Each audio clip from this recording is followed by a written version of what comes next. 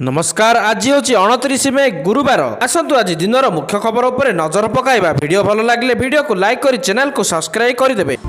आसिला प्रथम खबर। 4टी राज्य में पुणी मक ड्रिल करने को प्रस्तुत होची सेना। मार्च 22 तारिख में पहलगाम आतंकी आक्रमण पर गत मे 7 तारिख में पाकिस्तान सह संलग्न 4टी राज्य में मक ड्रिल करने को योजना रही। यही समय लोक सतर्क रहा परामर्श दि जाइथिला।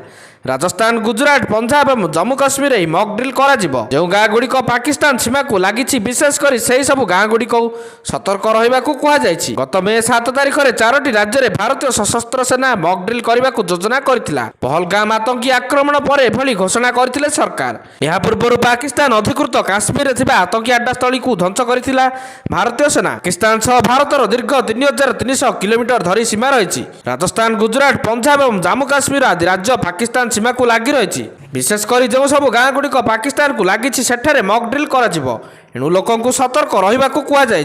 परवर्ती खबर। खरीफ फसल में सर्वनिम्न सहायक मूल्य वृद्धि कले केंद्र सरकार। धानर एमएसपी 69 टंका को वृद्धि। कैबिनेट बैठक पर सांबादिक सम्मेलन कर सूचना देले केंद्रमंत्री अश्विनी वैष्णव। धानर क्विंटाल पिछा एमएसपी 69 टंका वृद्धि। 2369 टंका को वृद्धि कले केंद्र सरकार। प्रस्ताव को अर्थनैतिक व्यापार कैबिनेट कमिटी अनुमोदन कर सूचना। धान एमएसपी बाबद को केंद्र सरकार देउथिबा 2369 टंका को वृद्धि करा जायछि। क्विंटाल पिछा 800 टंका बोनस दौले राज्य सरकार। हरड़ डाली में 450 टंका एमएसपी वृद्धि होती।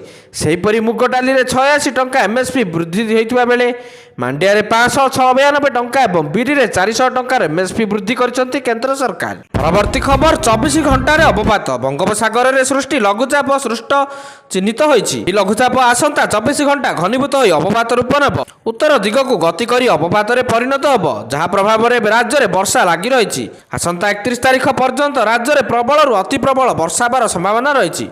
घड़घड़ी सह पवन बहवा नहीं पूर्वानुमान करिछि भुवनेश्वर आंचलिक पाणीपाग केन्द्र। पाणीपाग केन्द्र सूचना अनुसार लघुचाप प्रभाव में 5 जिले में प्रबल अति प्रबल वर्षा होती। से जिला गुड़िक है कटक, जगतसिंहपुर, पुरी, रायगढ़ और कोरापुट। यही सब जिला को ऑरेंज वार्निंग जारी करा जायछि। परवर्ती खबर। ट्रैक रु खसिला मालवाही ट्रेन 25 वागन। आंध्र टाइडर चिमिडीपाली भीतर टनेल रे लाइनच्युत होइछि train. मालवाही train T Koraput Visakhapatnam जाउथिबा सूचना। अघटन पर किरिंडुल विशाखापाटना पैसेंजर गतिपथल बदला गला।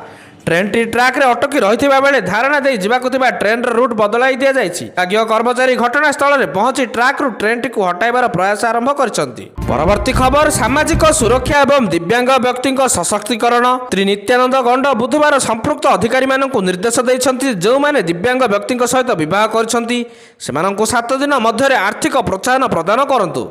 अधिकारी मानक निर्देश देइछंती जे योग्य व्यक्ति मानक यथाशीघ्र आर्थिक प्रोत्साहन जोगाई दिया जिबा निश्चित करंतु। भविष्य में लोक मैंने जेपरी एपरी समस्यार सम्मुखीन न हुअंती सेथिपाई पदक्षेप नेबाकु मध्य सेमानकु कहिछि बोली मंत्री सूचना प्रदान करछंती। परवर्ती खबर। बढ़िला मंत्री अफिसर को मासिक गाड़ी खर्च। मासिक गाड़ी खर्च वृद्धि कले राज्य सरकार। पूर्व निर्धारित घरोई गाड़ी भड़ार संशोधन कर 50,400 टंका है मंत्री गाड़ी खर्च।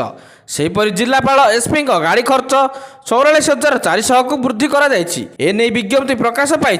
मंत्री अफिसर और वीवीपीआई व्यवहार करुवा घरोई गाड़ी भड़ा वृद्धि कर पूर्व निर्धारित खर्च सीमार संशोधन कर प्राय 6 वर्ष पर भड़ा संशोधन नहीं अर्थ विभाग विज्ञप्ति। परवर्ती खबर। सरकारी टेबुल रु फाइल घुंचवा समय सापेक्ष हम ना। पर्यायक्रमे जड़े पर जड़े बाबू को टेबुल जीवनी फाइल। गुरुत्व दृष्टि आवश्यक फाइल रे 3टी स्तर में बाजिबो मोहर।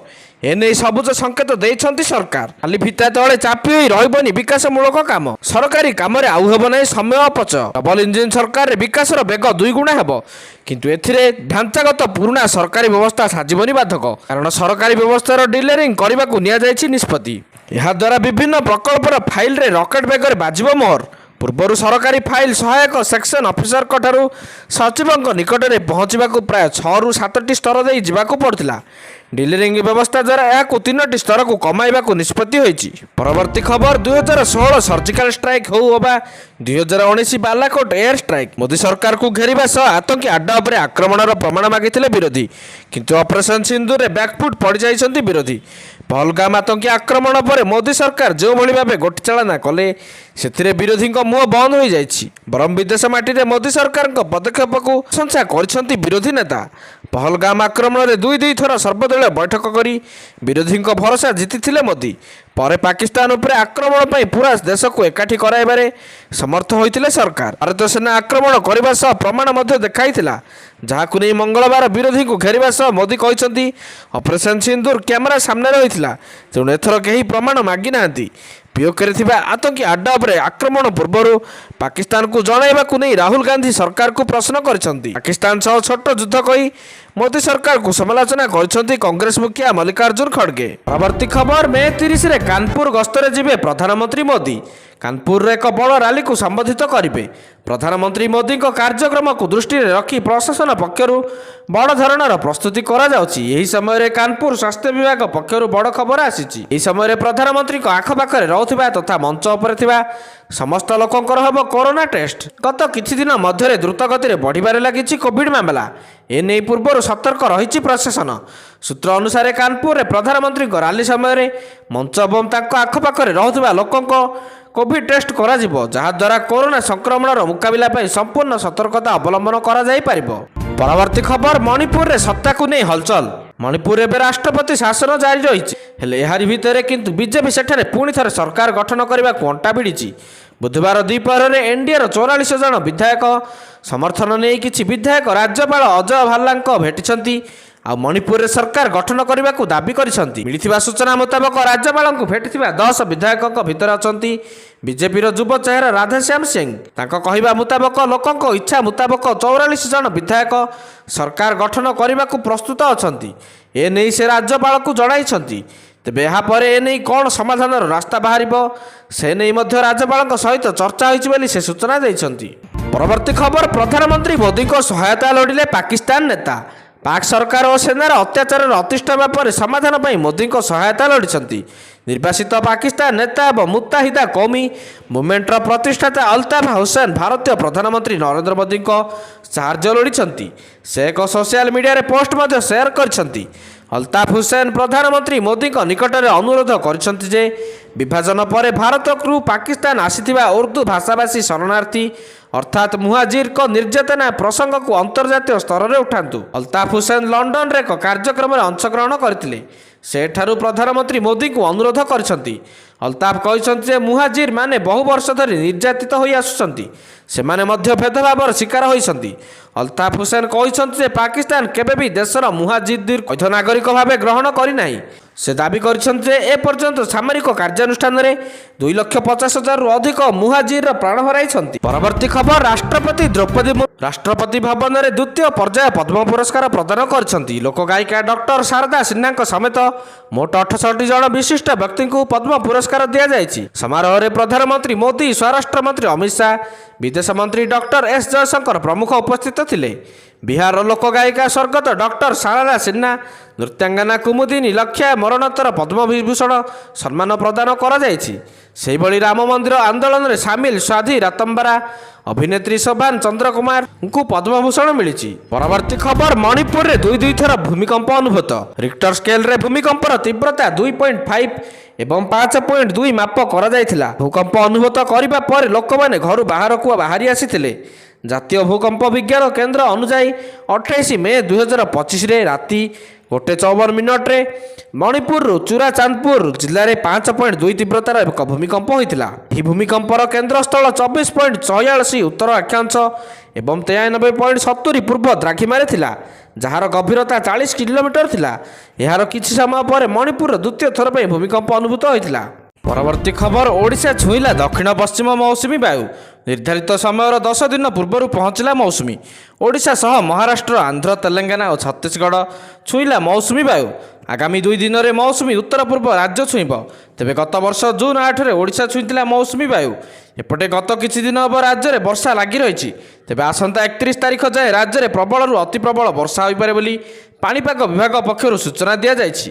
ପରବର୍ତ୍ତୀ ଖବର, ତାଲିବାନ କାବୁଲ ଦଖଲ କରିବା ପରେ ବନ୍ଦ ହୋଇଥିଲା ଭାରତୀୟ ଭିସା ସେବା। ଦୀର୍ଘ 4 ବର୍ଷ ପରେ ପୁଣି ଏହି ସେବା ଆରମ୍ଭ ହୋଇଛି। ଆଫଗାନ ନାଗରିକଙ୍କ ପାଇଁ 6ଟି ବର୍ଗରେ ଭିସା ପ୍ରଦାନ କରିବା ଆରମ୍ଭ କରିଛନ୍ତି ଭାରତ ସରକାର। ବ୍ୟବସାୟ, ଶିକ୍ଷା ଓ ଚିକିତ୍ସା ପାଇଁ ଭାରତ ଆସିବାକୁ ଚାହୁଁଥିବା ଆଫଗାନ ନାଗରିକମାନେ ଏବେ ଅନଲାଇନରେ ଆବେଦନ କରିପାରିବେ। 2021 ଅଗଷ୍ଟରେ ତାଲିବାନ କ୍ଷମତା ହାସଲ କରିବା ପରେ ଭାରତ କାବୁଲରେ ଥିବା ତାର ଦୂତାବାସରୁ ଅଧିକାରୀମାନଙ୍କୁ ପ୍ରତ୍ୟାହାର କରି ଭିସା ଦେବା ବନ୍ଦ କରିଦେଇଥିଲା। ଏବେ ଭାରତ ସରକାରଙ୍କ ଅଫିସିଆଲ ଭିସା ପୋର୍ଟାଲରେ ପ୍ରକାଶିତ ବିଜ୍ଞପ୍ତି ଅନୁସାରେ ବ୍ୟବସାୟ, ଶିକ୍ଷା ଓ ସ୍ୱାସ୍ଥ୍ୟ ଚିକିତ୍ସା ପାଇଁ ଆଫଗାନ ନାଗରିକଙ୍କୁ ଭିସା ମିଳିବ। କୂଟନୈତିକ ଦୃଷ୍ଟିକୋଣରୁ ଏହାକୁ ଭାରତ ଆଫଗାନିସ୍ତାନ ସମ୍ପର୍କ ପୁନରୁଦ୍ଧାର ଦିଗରେ ଏକ ଗୁରୁତ୍ୱପୂର୍ଣ୍ଣ ପଦକ୍ଷେପ ବୋଲି ବିବେଚନା କରାଯାଉଛି। ପରବର୍ତ୍ତୀ ଖବର, ପୁଣି ଭାରତରେ କାୟା ବିସ୍ତାର କରିବାରେ ଲାଗିଛି କରୋନା ଭାଇରସ। ଦିନକୁ ଦିନ ପଜିଟିଭ ସଂଖ୍ୟା ବୃଦ୍ଧି ପାଇବାରେ ଲାଗିଛି। ଏହାରି ଭିତରେ ପୁଣି ଥରେ ରାଜ୍ୟରେ 5 କୋଭିଡ ପଜିଟିଭ ଚିହ୍ନଟ ହୋଇଥିବା ନେଇ ଜଣାପଡ଼ିଛି। ଭୁବନେଶ୍ୱରରୁ 4 ଜଣ ଏବଂ ଖୋର୍ଦ୍ଧାରୁ ଆଉ ଜଣେ କୋଭିଡ ପଜିଟିଭ ଚିହ୍ନଟ ହୋଇଛନ୍ତି। ତେବେ 5 ଜଣଙ୍କ ମଧ୍ୟରେ 4 ଜଣ ପୁରୁଷ ଏବଂ ଜଣେ ମହିଳା ଅଛନ୍ତି। ତେବେ ସେମାନଙ୍କ ଟ୍ରାଭେଲ ହିଷ୍ଟ୍ରି ବର୍ତ୍ତମାନ ସୁଦ୍ଧା ସ୍ପଷ୍ଟ ହୋଇପାରି ନାହିଁ। ପରବର୍ତ୍ତୀ ଖବର, ଆସିଲା ପାର୍ସଲ ବୋମା ବିସ୍ଫୋରଣ ରାୟ ଶୁଣାଣି। ପୁଞ୍ଜିଲାଲଙ୍କୁ ଦୋଷୀ ସାବ୍ୟସ୍ତ କରି ଆଜୀବନ କାରାଦଣ୍ଡ ସହ 50,000 ଟଙ୍କା ଜରିମାନା କଲେ ପାଟଣାଗଡ଼ ଏଡିଜେ କୋର୍ଟ। ଦୀର୍ଘ 7 ବର୍ଷ ପରେ ଦଣ୍ଡାଦେଶ ଶୁଣାଇଲେ କୋର୍ଟ। 2018 ଫେବୃଆରୀ 23ରେ ଘଟିଥିଲା ଘଟଣା। ପାର୍ସଲ ବୋମା ଫୁଟି ଜେଜେମା ଓ ନବବିବାହିତ ସୌମ୍ୟରଞ୍ଜନଙ୍କ ମୃତ୍ୟୁ ହୋଇଥିଲା। ପ୍ରକାଶ ଥାଉ କି 2018 ମସିହା ଫେବୃଆରୀ 23 ତାରିଖରେ ପାଟଣାଗଡ଼ରେ ପାର୍ସଲ ବୋମା ବିସ୍ଫୋରଣ ଘଟଣା ସାରା ଦେଶରେ ଚର୍ଚ୍ଚିତ ରହିଥିଲା। ସୌମ୍ୟଙ୍କ ମା ସଂଯୁକ୍ତା ସାହୁଙ୍କ ସହ ଚାକିରିରେ ପଦୋନ୍ନତିକୁ ନେଇ ଥିବା ବିବାଦ କାରଣରୁ ପୁଞ୍ଜିଲାଲ ମେହେର ଏହି କାଣ୍ଡ ଭିଆଇଥିବା କୁହାଯାଇଥିଲା। ପରବର୍ତ୍ତୀ ଖବର, ଟେସ୍ଲା ମାଲିକ ଏଲନ୍ ମସ୍କ ଏବେ ଏକ୍ସରେ ଡିଜିଟାଲ ପେମେଣ୍ଟ ସର୍ଭିସ ଆରମ୍ଭ କରିବାକୁ ଯାଉଛନ୍ତି। Musk digital payment service X ମନିର ଆରମ୍ଭ କରିବେ। ଏଲନ୍ ମସ୍କ ଅନେକ ସମୟରୁ ପେମେଣ୍ଟ ସର୍ଭିସ ଏକ୍ସ ମନିକୁ ଟିଚ୍ କରୁଛନ୍ତି। ଏଥିପାଇଁ ତାଙ୍କ କମ୍ପାନୀ ନେଟୱାର୍କ ଇନଫ୍ରାଷ୍ଟ୍ରକ୍ଚର ସମ୍ପୂର୍ଣ୍ଣ ରୂପରେ ପ୍ରସ୍ତୁତ କରିସାରିଛନ୍ତି। ଖୁବ୍ ଶୀଘ୍ର ବିଟା ଟେଷ୍ଟିଂ ଆରମ୍ଭ କରାଯିବ। ଏକ୍ସ ପେ ନାମରେ ସର୍ଭିସ ଆରମ୍ଭ କରିବା ମସ୍କଙ୍କ ଏକ ବଡ଼ ସ୍ୱପ୍ନ। ଏହି ପ୍ରୋଜେକ୍ଟକୁ ସେ ନିଜେ ଦେଖୁଛନ୍ତି। ମସ୍କ ଏହି ସୋସିଆଲ ମିଡ଼ିଆ ପ୍ଲାଟଫର୍ମ ଏଭ୍ରିଥିଙ୍ଗ ଆପ୍ରେ କନଭର୍ଟ କରିବାକୁ ଚାହୁଁଛନ୍ତି। ଏପର୍ଯ୍ୟନ୍ତ ସୂଚନା ସାମ୍ନାକୁ ଆସିଥିବା ଅନୁଯାୟୀ ଏକ୍ସ ମନି ଏକ ଡିଜିଟାଲ ୱାଲେଟ୍ ଭଳି କାମ କରିବ। ଫୋନ୍ପେ, ଗୁଗଲ ପେ ଏବଂ ପେଟିଏମ୍ ଭଳି ୟୁଜର୍ସ ଏଥିରେ ନିଜର ବ୍ୟାଙ୍କ ଆକାଉଣ୍ଟ ଲିଙ୍କ କରିପାରିବେ। ପରବର୍ତ୍ତୀ ଖବର, ଅପରେସନ ସିନ୍ଦୁର ପରେ ପାକିସ୍ତାନକୁ ବିଶ୍ୱ ସମ୍ମୁଖରେ ପର୍ଦ୍ଦାଫାଶ କରିବା ପାଇଁ ବିଜେପି ସାଂସଦ ବୈଜୟନ୍ତ ପଣ୍ଡାଙ୍କ ନେତୃତ୍ୱରେ ଉପସାଗରୀୟ ଦେଶ ଗସ୍ତ କରିଥିବା ସର୍ବଦଳୀୟ ପ୍ରତିନିଧି ଦଳର ସଦସ୍ୟ ଜମ୍ମୁ କାଶ୍ମୀରର ପୂର୍ବତନ ମୁଖ୍ୟମନ୍ତ୍ରୀ ଗୁଲାମ ନବୀ ଆଜାଦ ଅସୁସ୍ଥ ହୋଇଛନ୍ତି। ତାଙ୍କୁ କୁଏତର ଏକ ହସ୍ପିଟାଲରେ ଭର୍ତ୍ତି କରାଯାଇଛି ଏବଂ ଏବେ ସେ ଡାକ୍ତରଙ୍କ ନିରୀକ୍ଷଣରେ ଅଛନ୍ତି। ସାଂସଦ ପଣ୍ଡା ଏ ବିଷୟରେ ସୂଚନା ଦେଇଛନ୍ତି। ସାଂସଦ ବୈଜୟନ୍ତ ପଣ୍ଡା ସୋସିଆଲ ମିଡ଼ିଆ ଏକ୍ସରେ ପୋଷ୍ଟ ସେୟାର କରିଛନ୍ତି। ଆମ ପ୍ରତିନିଧି ମଣ୍ଡଳର ଗସ୍ତର ଅଧା ବାଟରେ ଗୁଲାମ ନବୀ ଆଜାଦଙ୍କୁ ହସ୍ପିଟାଲରେ ଭର୍ତ୍ତି କରିବାକୁ ପଡ଼ିଲା। ତାଙ୍କ ଅବସ୍ଥା ସ୍ଥିର ଅଛି। ସେ ଡାକ୍ତରଙ୍କ ତତ୍ତ୍ୱାବଧାନରେ ଅଛନ୍ତି ଏବଂ ତାଙ୍କ ଉପରେ କିଛି ଡାକ୍ତରୀ ପରୀକ୍ଷା କରାଯିବ। ପରବର୍ତ୍ତୀ ଖବର, ଖାଲି ହେବାକୁ ଯାଉଛି 8 ରାଜ୍ୟସଭା ସିଟ୍। ଜୁନରୁ ଜୁଲାଇ ମାସ ଭିତରେ ସଂସଦର ଉଚ୍ଚ ସଦନରେ ଖାଲି ହେବାକୁ ଯାଉଥିବା ଏହି 8ଟି ସିଟ୍ରେ କେଉଁ ଦଳର ନେତା ବସିବେ, କିଏ ରାଜ୍ୟସଭା ଇଲେକ୍ସନରେ ବାଜିମାତ କରିବ, ତାକୁ ନେଇ ଏବେ ସରଗରମ ହୋଇଛି ରାଜନୀତି। ତେବେ ଏହି 8ଟି ରାଜ୍ୟସଭା ସିଟ୍ ପାଇଁ ଆସନ୍ତା ଜୁନ 2 ତାରିଖରେ ବିଜ୍ଞପ୍ତି ପ୍ରକାଶ ପାଇବ। ଆଉ ଜୁନ 9 ତାରିଖ ଭିତରେ ପ୍ରାର୍ଥୀମାନେ ନାମାଙ୍କନ ପତ୍ର ଦାଖଲ କରିବେ। ଆଉ ଏହାପରେ ଜୁନ 19 ତାରିଖରେ ରାଜ୍ୟସଭା ଇଲେକ୍ସନ ନେଇ ଭୋଟିଂ ହେବ। ହେଲେ ତାମିଲନାଡୁ ଏବଂ ଆସାମ ରାଜ୍ୟରୁ ଖାଲି ଥିବା ଏହି 8ଟି ରାଜ୍ୟସଭା ସିଟ୍ରେ କେଉଁ ଦଳର ନେତା ବସିବେ, ତାକୁ ନେଇ ଏବେ ବଢ଼ିଛି ଆଲୋଚନା। ଆଜିର ଶେଷ ଖବର, ଅଭିନେତାରୁ ରାଜନେତା ହୋଇଥିବା କମଲ ହସନ ରାଜ୍ୟସଭାରେ ଏଣ୍ଟ୍ରି କରିପାରନ୍ତି। ତାମିଲନାଡୁର ଡିଏମକେ ବୁଧବାର ଦିନ ଏହା ଖୁଲାସା କରିଛି ଯେ ରାଜ୍ୟସଭାର ଦ୍ୱିବାର୍ଷିକ ନିର୍ବାଚନରେ 4 ସିଟ୍ରେ ନିର୍ବାଚନ ଲଢ଼ିବ। ପାର୍ଟି କହିଛି ଯେ ସେ ଗୋଟିଏ ସିଟ୍ କମଲ ହାସନଙ୍କ ପାର୍ଟି ଏଏନଏମ୍କୁ ଦେଇଛି। ଆଗାମୀ 19 ଜୁନରେ ରାଜ୍ୟସଭା ପାଇଁ 2 ବର୍ଷୀୟ ନିର୍ବାଚନ ହେବାକୁ ଯାଉଛି।